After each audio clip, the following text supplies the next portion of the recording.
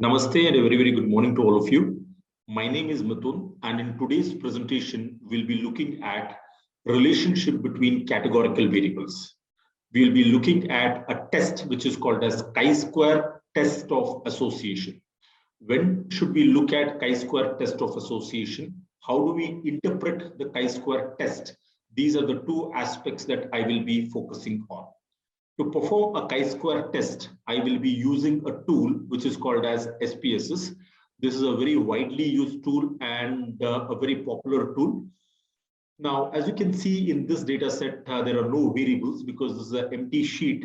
As of now, I have not loaded any data set. To load the data set, I will click on the option File and choose the second option Open. Here, let me click on the first option, Data. This takes me to a new folder, which is called as the English folder. There are multiple files that you can see here. I will be choosing a file which is called as employee data set. Let me repeat. I will be choosing a file which is called as employee data set.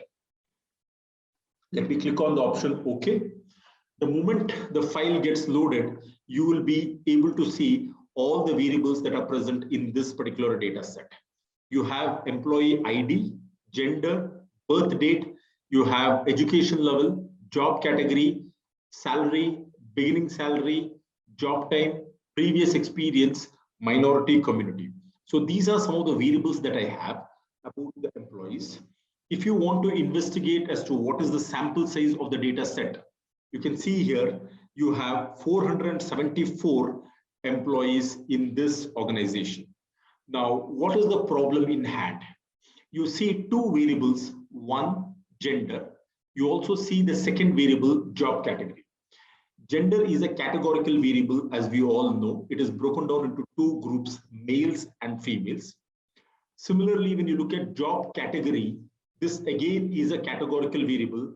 It is broken down into three categories, managerial category, clerks, and custodian. Now, the problem that we are interested in is as follows. We are interested in finding out if there is any relationship between these two categorical variables. I'm interested in finding out if there is any relationship between the variable gender and job category.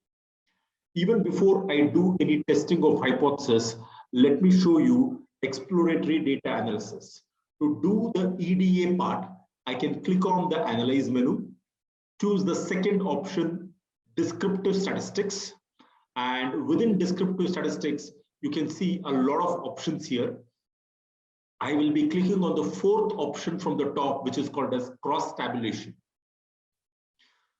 You see multiple boxes here. You see the row section as well as the column section. I will choose the variable gender along the row, and I will choose the variable job category along the column. These are the two variables that I am interested in. Let me choose the option cells. By default, SPSS will give you the observed count. If you want, you can just click on the expected count, or you can display the percentages. I will choose the option row percentages. I repeat, if you want the observed count, please click on the first option here. If you want the expected count, please choose this particular option. I am more interested in percentages, and therefore I will choose the option percentages. Let me choose the option continue, and then there is a very important option here which says display clustered bar chart. At the bottom left-hand side corner of this particular window, you see this option called as display clustered bar chart. I will be choosing clustered bar chart and then choose the option OK. What you're seeing here is the output window.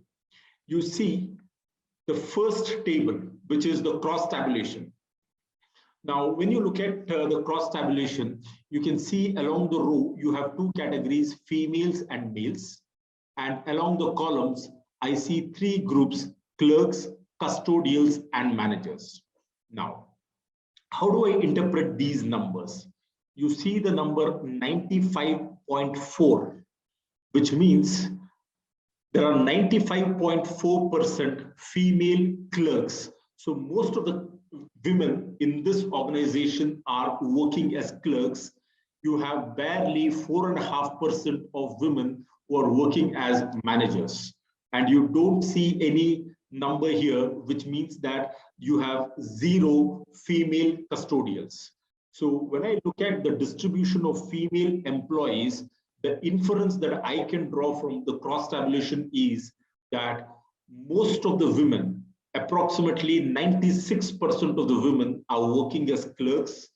4.5% of women are working as managers. Let me look at the second row here, which is the male category. When you look at the male category, roughly 61% of them are working as clerks. Approximately 10.5% of them are working as custodials, and 28.7% of the males are working as managers. So this is how you can interpret the cross tabulation. An easier way to comprehend the cross tabulation information is to scroll down and look at the clustered bar chart. In the x-axis, you have females and male category respectively. Within the female category, you see 2 bars, that is the blue bar and the green bar. You can look at the legend here. The blue bar corresponds to the clerical category. The green bar corresponds to the managerial category. So amongst the females, most of them are employed as clerks. You have nobody who's employed, no female employee who is working as a custodial, and you have a tiny proportion of females who are working as managers. Look at the distribution of the male category. You see 3 bars here, the blue bar, red bar, and the green bar, which means that you have from amongst the male category, you have a high proportion of people who are working as clerks. Some of them are working as managers, and you have the remaining people who are working as custodials. Now, this is as far as the cross tabulation and the clustered bar chart is concerned. Now, I want to find out whether these numbers are real or they're happening by chance. To check whether or not there is a relationship between these 2 variables, namely gender and job category, I will use a test which is called as chi-square test of association. To perform the chi-square test of association, all that you need to do is click on the Analyze menu, choose the second option, Descriptive Statistics, and then choose the 4th option, which is called as Cross Tabulation. This is the exact same path which I navigated in the earlier option while performing the cross tabulation. Click on Analyze menu, Descriptive Statistics, and Cross Tabulation. You can see here the variable gender is present. The variable gender is present along the row, and then you have the variable employment category under columns. Now, what I want to do is I want to choose the option statistics. So you see multiple tabs here. I'll choose the second tab here called as statistics. So at the left-hand side top corner, what you see is chi-square. So one question that you might ask is, when do I use chi-square? Chi-square is used when you want to find out the relationship between 2 categorical variables. I repeat, when you want to find out the relationship between 2 categorical variables, that's when you use chi-square test. If you have scale variables, please use Pearson's correlation. Since I do not have scale variables, you see both of these variables, gender and employment category, are categorical variables. Therefore, to study the relationship between these 2 variables, I will choose chi-square, then click on continue. I will not disturb the rest of the settings and choose the option OK. As before, you're seeing the row percentages. If I scroll down, you will be able to see the clustered bar chart. You're already familiar with what is a clustered bar chart and how to interpret this. Let me draw your attention to the chi-square test. By default, SPSS displays 2 different tests here. The first one is called as the Pearson chi-square. The second one is what is called as the likelihood ratio test. The Pearson chi-square value that we have found out is 79.277. You're also able to see the degrees of freedom. And finally, what you see here is 0.000. This number is the significance value. We refer to this number as the significance value. You can also call this number as the p-value. So in my analysis, the p-value that I am obtaining is 0.000. Now, how do we interpret this number 0.000? Since this number, the p-value is less than 0.05. I repeat, since this number is less than 0.05, I will reject my null hypothesis and conclude that there is a relationship between the variable gender and employment category.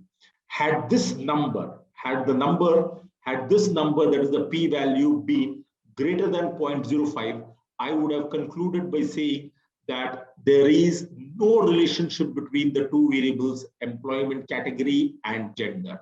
But here, what I see is the p-value is 0.000. Since the p-value is smaller than 0.05, we reject the null hypothesis and conclude that there is a statistically significant relationship between the two variables, gender and job category. Many times people ask me, how do we remember when to reject and when to accept the null hypothesis? A simple rule of thumb or a simple statement that you can remember is, when P is low, null will go. I repeat, when P is low, null will go. On the other hand, when P is high, the null will fly. I repeat, when P is low, null will go, and when P is high, null will fly. So this is a simple way of remembering what do I do with the P value. I just want to summarize the discussion that we have had. We have looked at the cross-tabulation and the clustered bar chart. Then we proceeded to do the chi-square test of association to check if there is a relationship between the variable in the row and the variable in the column. We obtained the p-value for the chi-square test. The p-value is always compared with the level of significance. And if the p-value is lesser than the level of significance, you will conclude by saying that there is a significant relationship between the two variables.